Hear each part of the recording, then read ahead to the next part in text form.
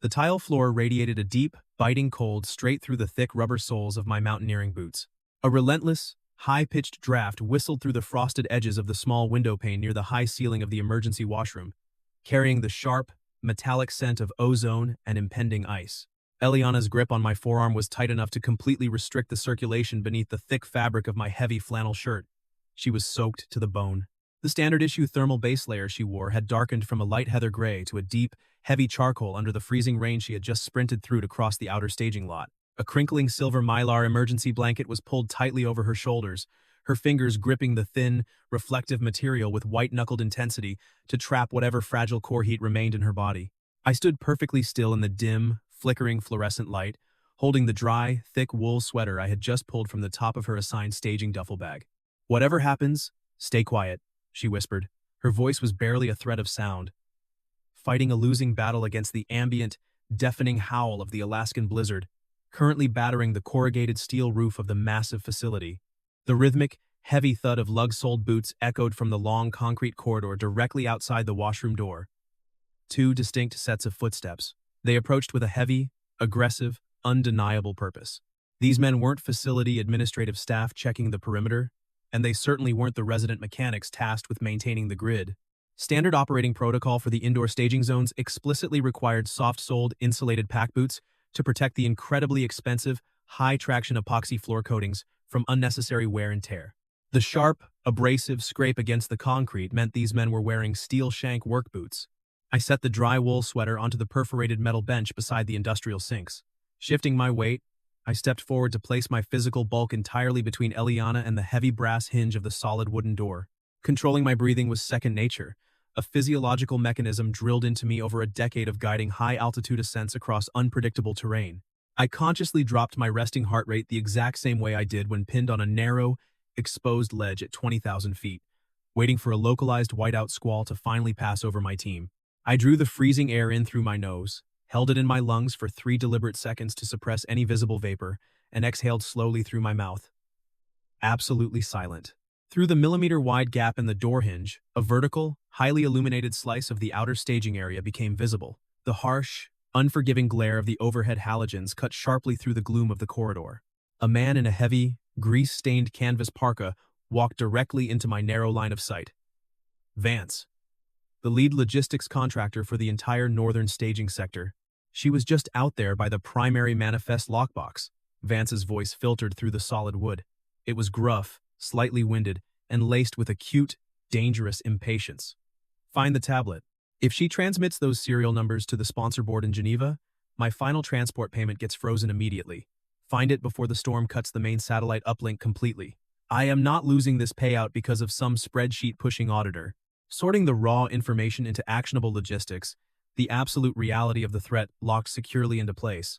Eliana was an external auditor, flown into this highly isolated Alaskan staging facility to meticulously verify the final, critical cargo shipments before the international sponsor funds cleared the escrow accounts. It was a notoriously rigid, unforgiving bureaucratic process designed explicitly to prevent exactly this kind of localized supply chain corruption. If her verified digital logs didn't securely reach the Geneva board by midnight tonight, my entire Antarctica run died right alongside her audit. My team of 5 specialized, highly trained climbers was currently grounded in a holding pattern in Anchorage, relying entirely on my final communication to confirm that our base camp gear was secure, fully accounted for, and entirely operational. Vance's attempted theft wasn't just abstract corporate fraud occurring on a digital ledger somewhere in Europe. It was a direct, physical threat to my team's incredibly narrow summit window. Her problem was my problem before I even had the time to call it anything else. My hand slid into the deep right pocket of my reinforced cargo pants with slow, deliberate, friction-free movements to retrieve my phone. Bypassing the standard visual lock screen, I swiped directly to the voice memo application using muscle memory. Tapping the red circular icon, I pressed the microphone flush against the wooden doorframe, capturing the heavy, impatient thud of Vance's boots and the exact, incriminating cadence of his operational orders. Chain of custody on a major polar expedition doesn't start in a sterile boardroom months later. It starts with the immediate, undeniable documentation of the hazard as it presents itself on the ground. "Check the south loading bay," a second voice ordered. It was rougher, significantly lower in pitch. Vance's lead foreman, a man who had spent the last 3 days glaring at my climbing team as we meticulously prepped our technical gear. She couldn't have gone far. The perimeter doors are all locked down from the outside. She's trapped in the grid. The heavy steel shank boots pivoted aggressively on the concrete floor. The abrasive sound began to fade down the long, echoing corridor, gradually swallowed by the relentless, deafening howl of the blizzard tearing at the exterior architecture. Keeping the recording running for another full 30 seconds of absolute silence, I ensured no secondary footsteps were secretly following or lingering in the immediate vicinity. Finally, I hit stop and saved the audio file directly to local encrypted storage. I slipped the phone back into my pocket and engaged the heavy-duty brass zipper. Only then did I turn my attention back to the shivering woman standing behind me. They're moving toward the South Bay.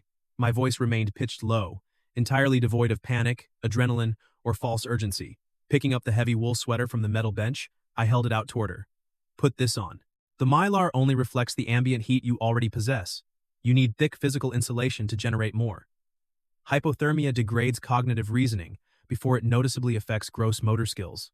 I faced the heavy wooden door again, granting her total privacy to change while maintaining a strict visual lock on the hinge gap. He's stealing the high-altitude oxygen regulators, Eliana explained, the words clipping together sharply as her jaw trembled. The sudden, metallic rustle of the mylar blanket shifting and the heavy, muffled thud of the wool sweater dropping over her head filled the small space. I found the structural discrepancy in the shipping manifest exactly an hour ago. He's officially claiming 50 modular units were severely damaged and subsequently lost in transit between the Seattle port and here. But I didn't just read his local paperwork. I tracked the automated weight scales from the Anchorage routing depot. The crates arrived heavy. The weight delta definitively proves they were emptied inside this specific facility. And your tablet holds the digital proof, I confirmed, keeping my eyes fixed on the sliver of light illuminating the hallway floor. Yes, it contains the localized photos, the routing data, and the specific time-stamped discrepancies. But I dropped the device under the heavy canvas tarps near crate 402 when I heard them taking a heavy pry bar to the side door. I didn't have the time to properly secure it on my person before I ran. As the designated site lead for the climbing team, I received highly detailed administrative dossiers on all key personnel stepping onto the ice or managing our vital logistics. Eliana's file had noted she was relentlessly meticulous, entirely unwilling to take a local manager's verbal assurance for any operational process without verifying the underlying math herself. 2 years ago, she had taken the professional fall for a senior logistics manager who doctored aviation fuel logs in a remote camp in Nepal. She had spent 18 grueling months fighting bureaucratic legal battles to finally clear her name and completely restore her professional credentials. She didn't trust easily, and she absolutely never left a paper trail unsecured. Right now, her hard-learned, razor-sharp paranoia was the only thing standing between my team and a completely canceled expedition. "Are you insulated?" I asked, listening to the final adjustments of her clothing. "I'm ready," she replied, her voice remarkably steady given the freezing ambient temperature of the room. Looking back, I assessed her physical condition. The thick, oversized wool sweater hung loose on her frame, but the heavy material was functioning exactly as intended. It had finally stopped the visible, violent shivering that had seized her shoulders. Her brown eyes were wide in the dim light, but the initial shock of the sudden chase was rapidly being replaced by a sharp, calculating, highly professional focus. She wasn't standing there waiting to be rescued.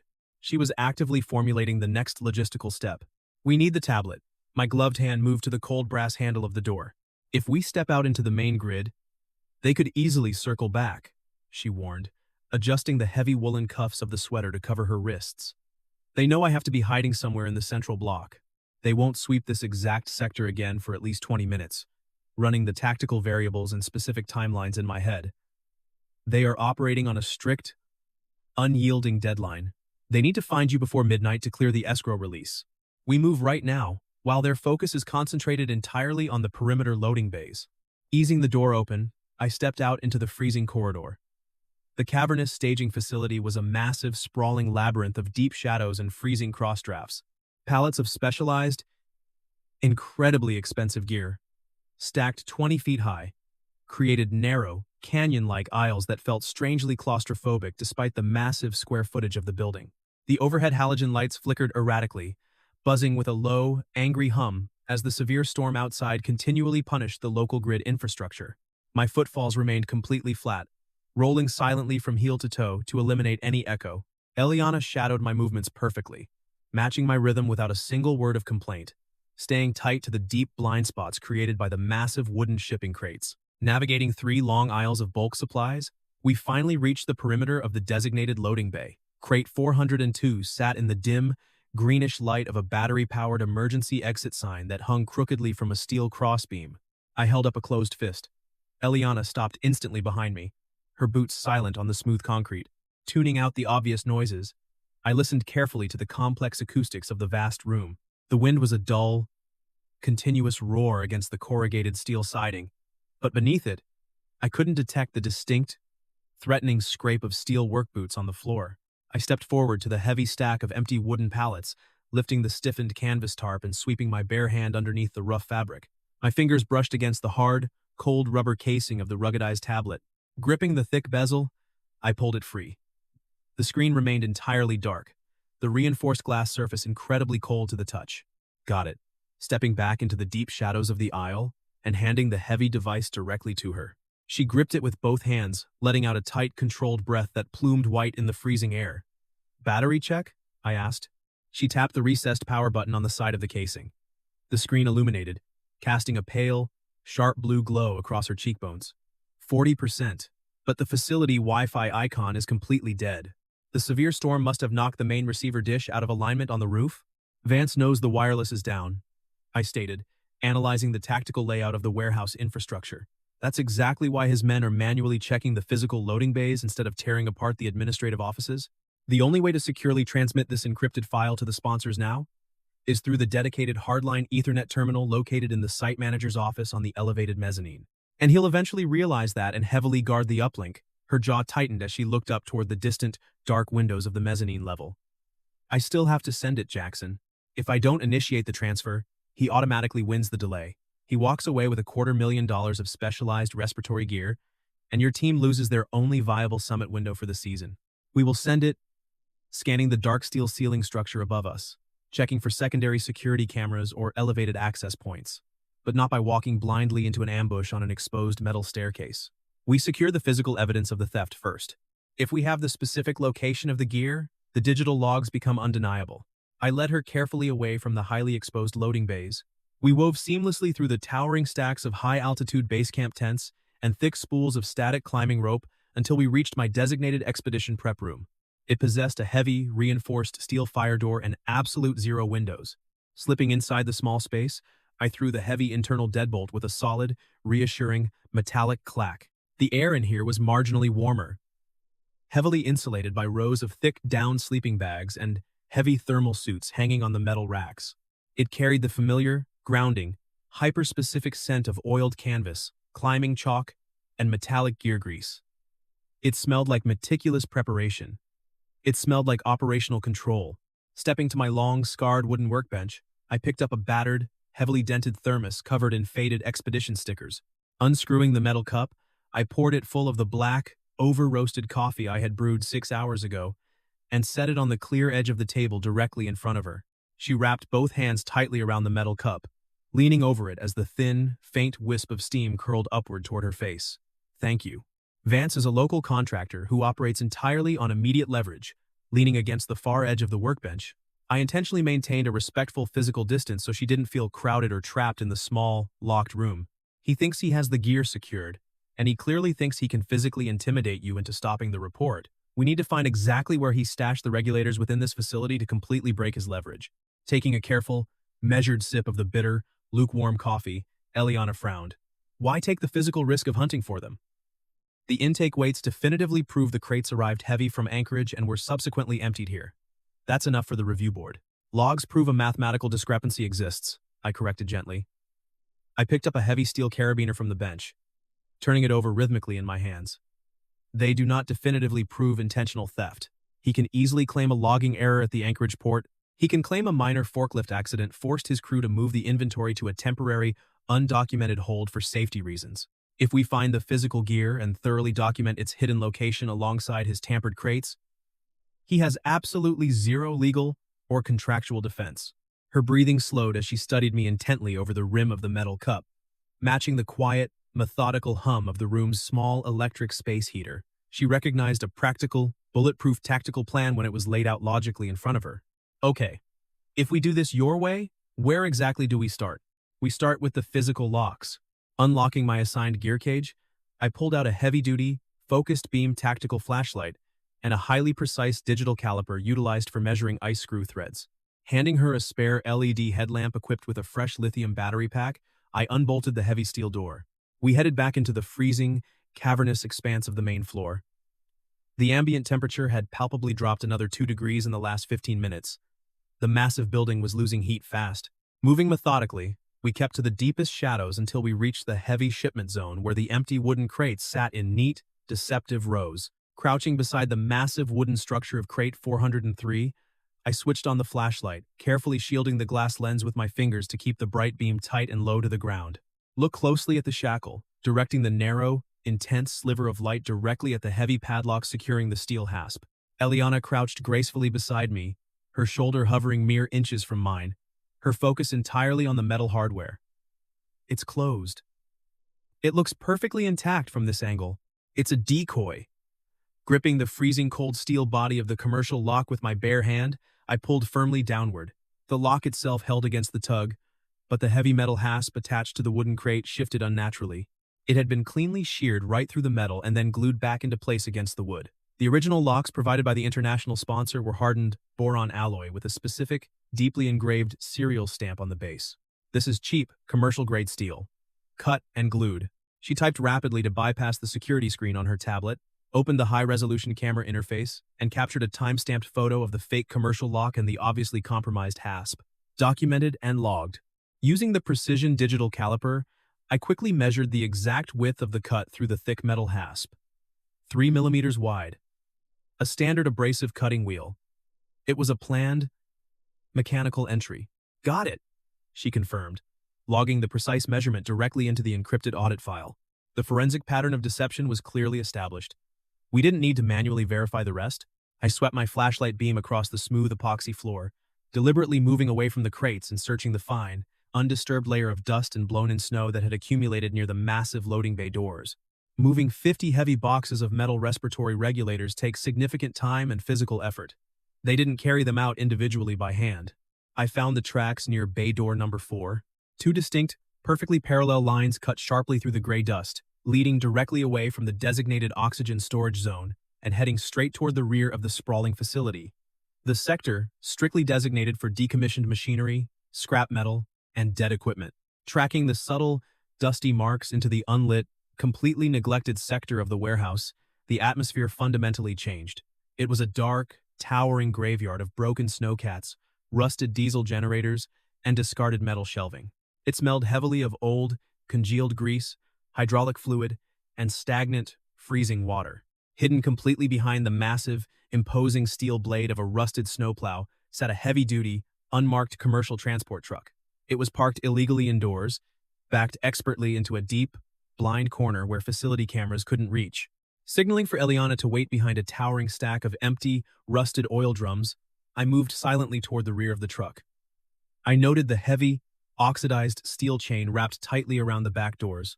Peering carefully through the narrow, half-inch gap between the metal panels, my flashlight beam caught the distinctive, pristine wooden crates bearing the bright red sponsor logos and the precise oxygen regulator serial numbers we were looking for. I returned to the deep shadows where she waited, her breath visible in the freezing air. They're exactly where they shouldn't be, fully loaded in the back of the truck, ready to roll out the second the storm breaks and the road's clear. She tapped the screen of her tablet, exhaling a long, shaky breath. I have the exact physical location. I have the tampered locks. I have the digital logs. We have the complete, undeniable picture. Now we just have to risk the hard line on the mezzanine. A massive, echoing metallic clank abruptly reverberated violently through the entire steel superstructure of the warehouse. The overhead halogen lights flickered wildly, buzzing like an angry, disturbed hive, and then died completely. Total, impenetrable, heavy darkness consumed the massive space. My hand found Eliana's shoulder in the absolute dark, gripping it with a firm, steady, grounding pressure to stop her from moving, stumbling, or making a sound.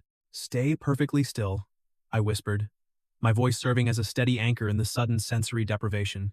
The silence was absolute for 10 long, agonizing seconds, save for the muffled roar of the wind outside. Then, the facility's massive, industrial backup generator sputtered to life with a rough, coughing, violent mechanical sound. A sparse network of emergency lights flickered on across the high ceiling, casting a dim, bloody, deep red glow across the long aisles. What happened? Her hands gripped the edges of the tablet tightly against her chest, her voice incredibly tight.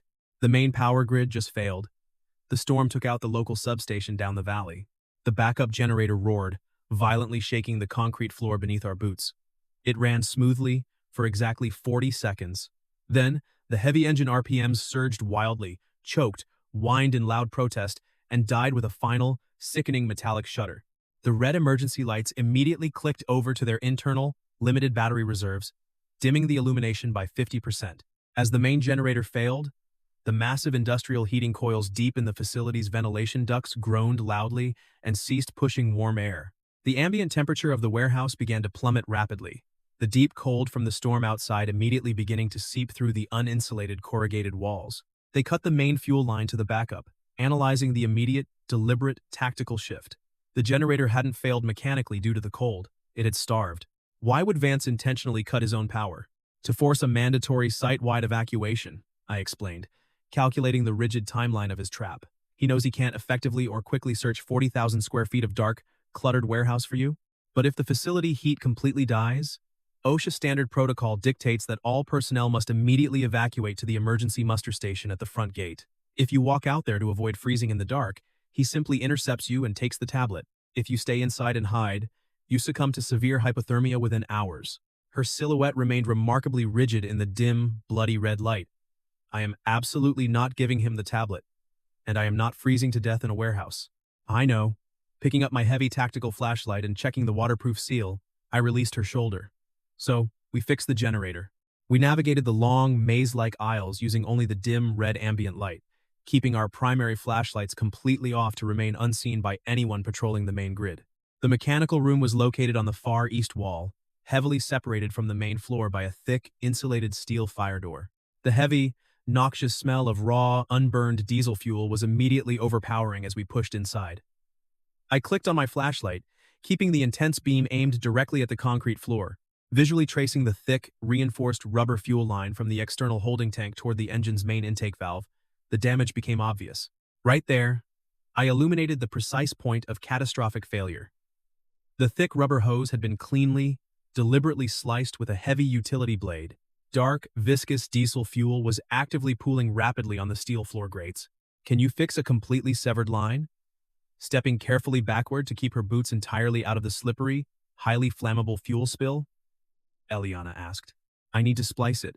I set my heavy flashlight securely on a metal wall bracket so it illuminated the engine block. The fuel pressure isn't exceptionally high on this model, but the extreme, dropping cold, has made the rubber entirely rigid. I have to heat the hose to make it pliable enough to physically stretch over a rigid copper splice tube. Leaving only my thin, black silk liners on my hands to maintain maximum dexterity, I pulled off my heavy, insulated outer mountaineering gloves. I took out my heavy multi-tool and a small, high-altitude windproof climbing lighter from my chest pocket to prep the gear. Hold the flashlight. Keep the center of the beam exactly on my hands, I instructed, keeping my tone flat and operational. Holding it perfectly steady despite the freezing ambient temperature of the mechanical room, she kept the heavy light trained on my hands. I dug quickly through a nearby, rusted scrap bin, finding a discarded, tarnished piece of half-inch copper tubing. Using the aggressive serrated blade of the multi-tool, I painstakingly sawed a clean 4-inch section free. The small, intense blue flame hissed against the drafts in the room as I struck the lighter, carefully running the concentrated heat back and forth over the severed, rigid ends of the rubber hose. I slowly softened the stubborn synthetic material, just enough to forcefully drive the cold metal copper tubing deep inside, bridging the dangerous gap between the two cut halves. The freezing raw metal of the multi-tool bit painfully deep into my skin with every movement, my fingers rapidly going completely numb. I pulled 2 heavy-duty steel hose clamps from my emergency repair kit, slipping them carefully over the rubber ends. Tighten that screw. Handing over the multi-tool, I used the entire strength of both hands to compress the rigid hoses tightly over the copper splice to prevent a high-pressure blowout. The scent of the wet wool of her sweater mixed with the sharp diesel as she leaned in close. I watched her hands. Trembling visibly from the biting, creeping cold, she nonetheless seated the screwdriver bit perfectly into the small slot and cranked the steel clamp down with surprising, relentless force. She didn't complain about the noxious smell, the freezing cold, or the immediate danger. She just worked the problem. Done. Stepping back to let me check the mechanical tension on the clamp, she announced firmly. I ensured the seal was safely flush against the rubber by tightening the second clamp on the opposite side. Good. Now, prime the manual pump. I watched as Eliana reached over and squeezed the small rubber primer bulb mounted on the side of the massive engine block repeatedly until it became entirely firm with restored fuel pressure. Reaching up, I turned the heavy, industrial ignition switch. The heavy starter motor whined in loud, grinding protest. The massive engine coughed twice, sputtered a thick cloud of acrid black exhaust into the room, and then finally caught with a deafening, rhythmic roar of sustained power. The main overhead halogens across the entire facility buzzed back to life instantly, flooding the mechanical room and the sprawling warehouse with harsh, blinding white light. The massive heating coils deep in the ventilation ducts groaned loudly as they received power and began aggressively pushing warm air back into the building. Wiping a smear of black diesel grease from her cheek with the back of her hand, she left a faint streak across her pale skin. A sudden, sharp laugh escaped her throat, entirely cutting through the mechanical roar of the massive diesel engine. It wasn't a laugh of humor. It was the pure, unfiltered sound of sudden, massive operational relief. My knuckles were bone-white and stinging fiercely from gripping the freezing metal as I glanced down at my hands. Her eyes dropped to my stiff fingers as she handed the multi-tool back to me. Without a single word, she reached past my boots, located the small, ticking electric space heater sitting on the floor, and pushed it several inches closer so the direct heat poured over my legs and hands. We have power. Looking up at the bright ceiling lights, her sharp focus immediately returned. But the lights just told Vance exactly where we are in the grid. Stay close to me. We walked with fast, highly deliberate, controlled strides, guiding her quickly out of the mechanical room and utilizing the heavy cover of the high crate stacks to mask our movement toward the central administrative block. The site manager's main office was situated up a short flight of graded steel stairs, enclosed by large, soundproof glass windows overlooking the entire main floor. I checked the landing after walking up the metal stairs first. The door was securely locked. I quickly and quietly bypassed the simple strike plate using the heavy pry bar attachment on my multi-tool. The door popped open with a sharp click.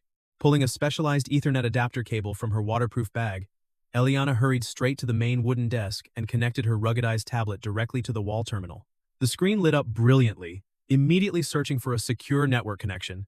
Uplink successfully established, her fingers flying across the digital keyboard with practice speed, initiating secure encrypted file transfer to the Geneva sponsor board. A bright green progress bar appeared on the center of the screen. 10%, 20%. I looked down at the sprawling warehouse floor while standing by the large glass window, keeping my hands loose and relaxed at my sides. Why do you take this much risk? Illuminating the sharp, determined lines of her face, the blue light of the screen reflected in her eyes. For gear? For an audit that isn't yours? You don't brag about it, you don't demand credit. You just do it. The mountain doesn't care about our excuses, my eyes continuously scanning the deep shadows between the aisles below. If the oxygen gear isn't right, my people die on the ascent. My team completely trusts me to make sure the equipment is flawless before they ever step foot on the ice. I held her gaze. You didn't forge those fuel logs in Nepal 2 years ago? And you aren't going to let Vance forge these shipping logs today? Clearly surprised by the highly specific reference to her past, she blinked. The tight, defensive tension that had lived in her shoulder since I found her in the washroom dropped another visible fraction of an inch. She looked back at the screen, her voice perfectly steady. 75%. They're coming. Vance and his lead foreman emerged from the main central aisle. Seeing the administrative lights turn on, they walked purposefully toward our block. Vance pointed a heavily gloved finger up at the glass window, breaking into a heavy, aggressive jog toward the steel stairs. Jackson, a note of genuine alarm finally returning to her voice as Eliana warned me. The transfer is only at 85%. Let it finish. I pulled the heavy door firmly shut behind me until the latch clicked into place as I stepped out of the office. Looking down at the approaching men, I stood at the very top of the graded steel stairs. I rested my hands lightly on the cold metal railing, purposely not adopting an aggressive, widened fighting stance. High ground and restricted, narrow movement on a staircase provided the ultimate tactical advantage without escalating the physical threat. His boots clanking loudly on the metal grate, Vance reached the bottom of the stairs. His face flushed dark red with exertion and rage. He stopped abruptly, glaring up at me. "Get out of the way, Cooper," his loud voice echoing in the vast open space. Vance barked. "That auditor is illegally transmitting proprietary company data on my site. Hand over the device now before this gets ugly. You are currently in severe breach of your operational contract." I kept my voice pitched at a normal, conversational volume. It cut cleanly and authoritatively through the ambient noise of the heavy heaters. "You're making a massive mistake, taking a single, threatening step up the stairs," Vance sneered, gripping a heavy steel maglite flashlight like a baton. His foreman flanked him. "This is business. 50 crates of specialized oxygen regulators are currently stored in an unregistered transport truck in the decommissioned sector," completely ignoring his posturing. I countered. "The boron padlocks were severed to hide the breach. I have the structural evidence and the caliper measurements logged." "Words." Taking another step, Vance spat. I simply held my phone up and pressed play on the audio file. Vance's own voice echoed clearly from the small speaker. "Find the tablet. If she transmits the serial numbers, my payment gets frozen. Find it before the storm cuts the uplink." The silence at the bottom of the stairs was absolute, heavy, and profound as I stopped the recording. "The Geneva Sponsor Board will view this as a direct violation of the escrow terms and a fraudulent conversion of assets." I maintained my relaxed position on the high ground of the stairs. "The audit trail is locked. The physical evidence is secured in multiple locations." "You aren't arguing with a site guide anymore, Vance. You're arguing with an international logistical contract." Rapidly calculating the catastrophic risk, Vance's face hardened. The math was entirely, unavoidably against him. The office door opened behind me. Holding the tablet securely against her chest, Eliana stepped out onto the metal landing. She stepped forward, standing firmly shoulder to shoulder with me. "The secure transfer is complete." Her voice was clear, authoritative, and unwavering. "The sponsor board in Geneva has the verified manifest, the photos, and the audio file. The local site manager has also been notified via the emergency hardline. He is approaching with the main security detail right now." Vance stared at her, then looked back at me. His leverage had entirely evaporated in the space of 3 minutes. He couldn't destroy the tablet to save his lucrative contract anymore. Shoving aggressively past his foreman, he turned sharply and walked quickly toward the main exit. My knees finally registered the dull, throbbing ache of the cold concrete for the first time as we watched them go until the heavy, definitive clank of the exterior deadbolt confirmed they were locked out in the storm. I only started to loosen my iron grip on the metal railing after I no longer required my hands to remain perfectly steady. Accompanied by the manager, we walked back to the decommissioned sector. I used a heavy boron lock and a thick steel chain from my own gear cage to secure the steering wheel of the transport truck directly to the doorframe, physically locking down the stolen cargo. Security detained Vance in the outer lot, waiting for the state troopers to navigate the brutal blizzard. The atmosphere had fundamentally, permanently shifted upon our return to the quiet, insulated isolation of the prep room. No one was whispering anymore. The small space held only the satisfying, metallic click of my multi-tool snapping shut, the warm, steady sigh of the overhead heater, and the soft scrape of Eliana's boot against a wooden packing crate. The screen chimed loudly as she sat near the workbench, the tablet resting comfortably on her knees. The board just replied to the encrypted file, the tension finally leaving her eyes as she looked up at me. "They officially acknowledged receipt of all documentation. The audit is formally cleared. Your expedition funding is fully released." I nodded, placing my digital caliper carefully back into its foam-lined case. "Good." Marcus, the base camp manager, stepped inside as the heavy steel door of the prep room opened. Looking at Eliana, then at me, he held a freshly printed stack of operational manifests. "State troopers are 15 minutes out. Vance is secured. The board in Geneva just pushed this down the wire." He handed the top sheet to Eliana. "They want an immediate, revised logistics plan for the deployment tomorrow morning." Walking deliberately over to the master clipboard hanging on the wall, she took the paper and looked at it before standing up. She pulled the cap off a heavy-duty marker. "I officially requested that you be assigned as my permanent logistics co-lead for the entire duration of the Antarctica run." "Marcus, did the board approve the override?" Marcus nodded firmly. "Approved. You two are running the supply chain on the ice tomorrow. First task is verifying the perimeter comms arrays." He turned and left the room to coordinate the security detail. I looked from the freshly printed manifest to her name already drying in bold black ink beside mine.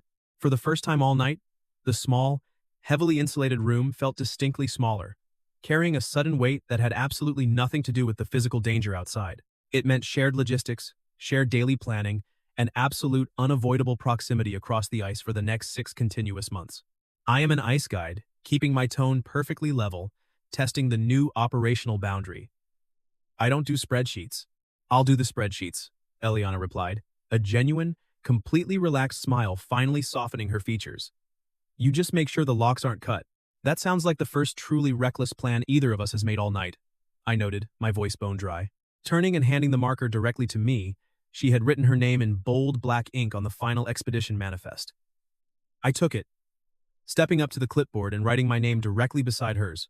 I reached over and slid the dented coffee thermos back toward the center of the table after setting the marker down, offering a silent, shared ritual.